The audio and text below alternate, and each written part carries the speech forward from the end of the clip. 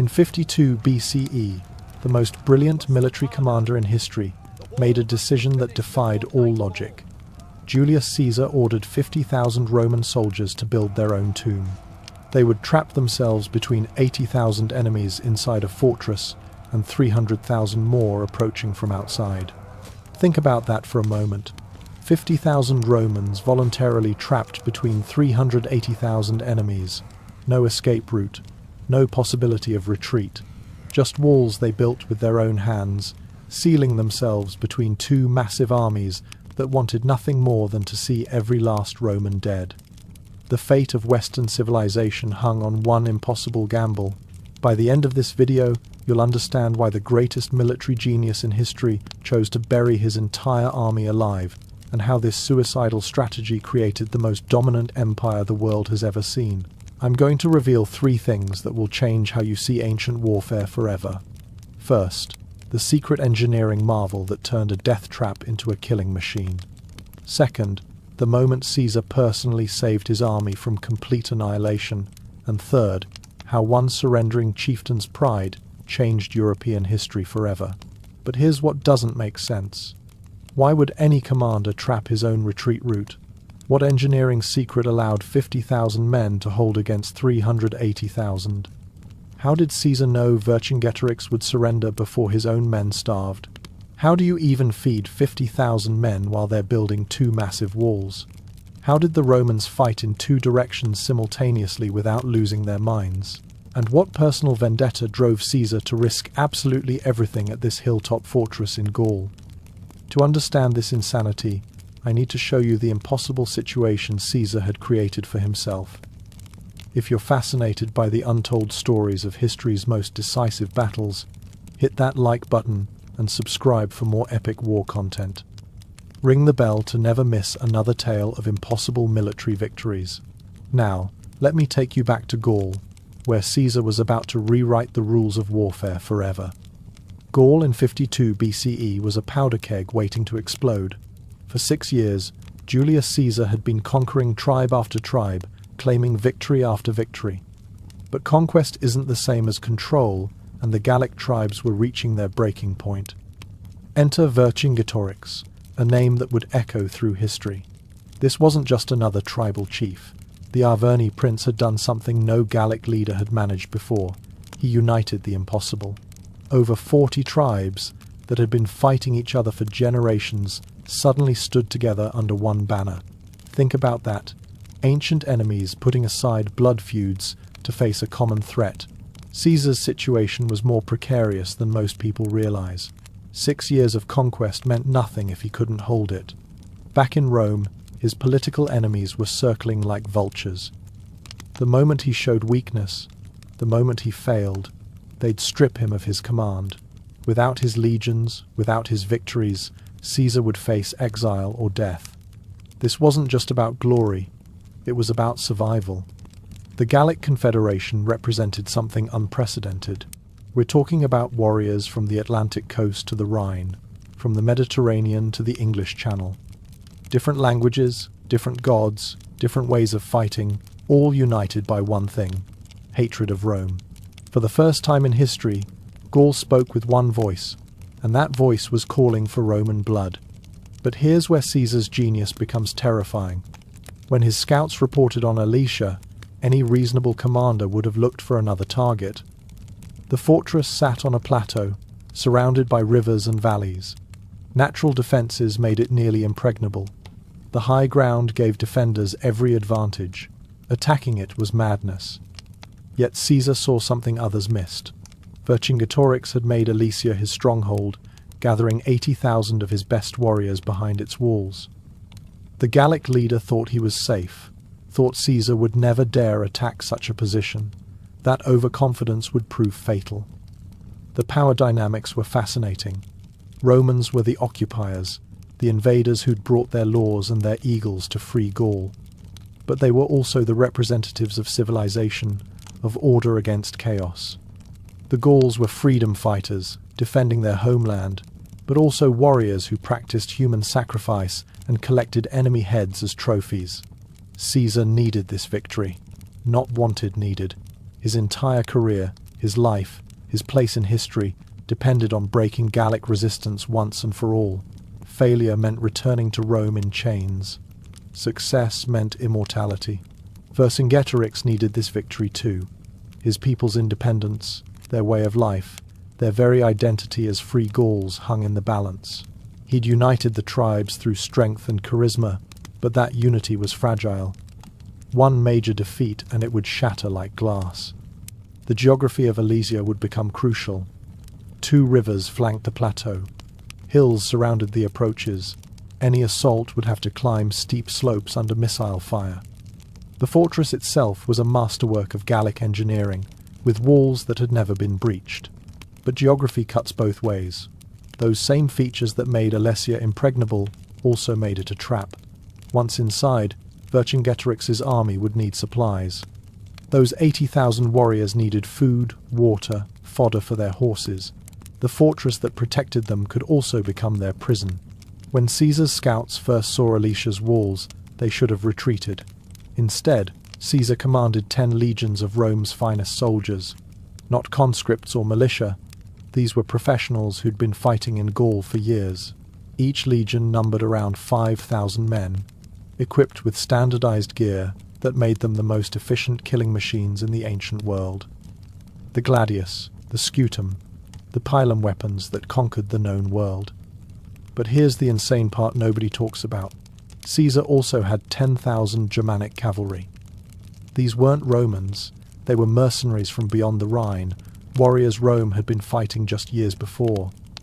Wild horsemen who collected scalps and fought nearly naked, now riding alongside disciplined legionaries.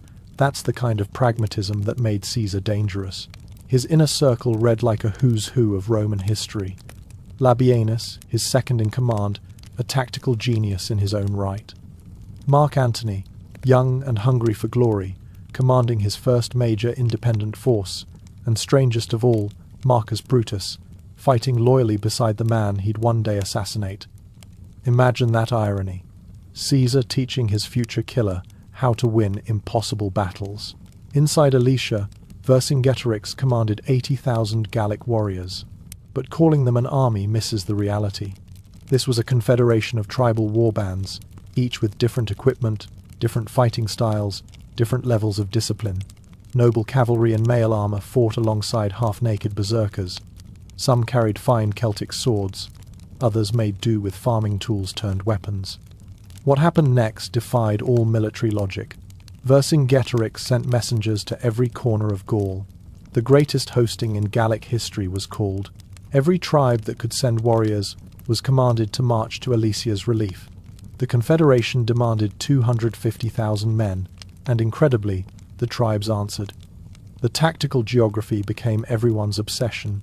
The rivers, the Oise and Ossorain meant cavalry couldn't easily maneuver. The hills, Mont Auxois, Mont Rhea, Mont Penevel, created natural kill zones but also blind spots. Every commander studied approach routes, calculating where to attack, where to defend. Then Caesar gave an order that made his own generals think he'd gone mad. Instead of assaulting Alesia, instead of starving them out from a safe distance, he ordered something unprecedented. His legions would build walls. Not just any walls, a complete encirclement of the entire plateau. 11 miles of fortifications, trapping Vercingetorix inside. But Vercingetorix had made one critical miscalculation. He'd brought too many men into Alesia. 80,000 warriors consumed supplies at a staggering rate. Every day of siege meant hundreds of cattle slaughtered, tons of grain consumed, thousands of gallons of water needed. The fortress he'd chosen for its strength was already becoming a trap. The pre-battle maneuvers revealed both commanders' brilliance. Vercingetorix ordered scorched earth tactics, burning farms and poisoning wells to deny Caesar supplies. But Caesar's Germanic cavalry proved their worth, ranging far and wide to secure food. Small skirmishes erupted daily as foraging parties clashed. The first major cavalry battle outside Alesia's walls showed what was coming. 3,000 Gallic horsemen charged Caesar's positions. The legionaries formed squares, presenting walls of shields and protruding pila. But it was the Germanic cavalry that won the day. sweeping around the Gallic flanks with savage efficiency. The psychological impact was immediate. If Gallic cavalry couldn't win on open ground, what hope did they have? Roman supplies were running dangerously low, feeding 50,000 men plus 10,000 cavalry, and their horses required massive logistics. Every day of construction meant less food for the siege. Caesar was racing against time to finish the fortifications before starvation weakened his army. The psychological warfare had already begun. Gauls lined Alesia's walls, shouting insults and displaying their numbers. They wanted Romans to see how many enemies waited inside. But Roman discipline held. Day after day they dug and built, ignoring the taunts. Here's where Vercingetorix made his fatal error. He kept his entire force inside Alesia, instead of leaving a garrison and taking his field army elsewhere. Pride, perhaps, or confidence that the relief force would arrive soon. Either way, he'd trapped himself as surely as Caesar was trapping him. As September began, Caesar's engineers started something never before attempted in warfare. Days 1 through 3 saw Roman efficiency at its finest. The circumvallation, the inner wall surrounding Alesia, began taking shape with frightening speed. 11 miles of fortifications sounds impossible, but Caesar's legions were as much construction crew as fighting force. Every soldier knew how to dig, how to build, how to fortify. They'd done it hundreds of times across Gaul. But this wasn't just digging ditches while safe in camp. Gallic arrows rained down constantly. Warriors sortied from Alesia's gates, trying to disrupt construction. Roman soldiers worked with shields propped against missile fire, digging with one hand while keeping weapons close with the other. Imagine trying to build a wall while people are actively trying to kill you. The engineering specifics reveal Caesar's genius. This wasn't just a simple palisade. The Romans dug 2 ditches, each 15 feet wide and deep. The inner ditch they flooded where possible, creating a moat. Behind these came the rampart, proper 12 feet high, topped with battlement and towers every 80 feet. That's approximately 350 towers along the entire circumvallation. Days 4 through 7 brought Vercingetorix's attempted breakouts. He couldn't let Caesar complete the encirclement. Massive assaults hit the incomplete sections. 30,000 Gauls charged Roman positions, desperate to break through before the trap closed. But the legions held, fighting with disciplined rotation while construction continued behind them. That's when Caesar received intelligence that changed everything. Scouts reported massive movement across Gaul. The relief army wasn't just coming, it was going to be bigger than anyone imagined. Conservative estimates put it at 250,000. Some reports claimed 300,000. Caesar faced a terrible choice: abandon the siege or do something insane. He chose insanity. Caesar ordered the construction of a second line of fortifications, the contravallation facing outward. His army would build another wall, 14 miles long, turning their position into a fortress within a fortress. They would trap themselves between Alesia and the relief army. The engineering details of these fortifications border on obsessive. Beyond the ditches and ramparts, Caesar ordered obstacles that would make charging impossible. The gravestones, Sippi, were logs with sharpened branches projecting outward at eye level. Charging cavalry or running infantry would impale themselves. But Caesar had one more engineering trick that would turn defense into slaughter. The lilies. Lilia were pits 3 feet deep with sharpened stakes at the bottom, concealed by brush. Thousands of these death traps dotted the approaches. In front of everything they scattered spurs, stimuli foot-long iron spikes hammered into the ground at angles. Like ancient landmines, invisible until too late. Days 8 through 14 became a desperate race. The relief army was confirmed, approaching dust clouds on the horizon, refugee reports of endless columns marching. Caesar's men worked day and night. Sleep became a luxury. Exhausted legionaries collapsed at their posts, were revived, and continued digging. The Germanic cavalry fought constant skirmishes, buying time. These wild horsemen became Caesar's eyes and ears, ranging miles from the fortifications. They brought back disturbing news. The relief army included contingents from every major Gallic tribe.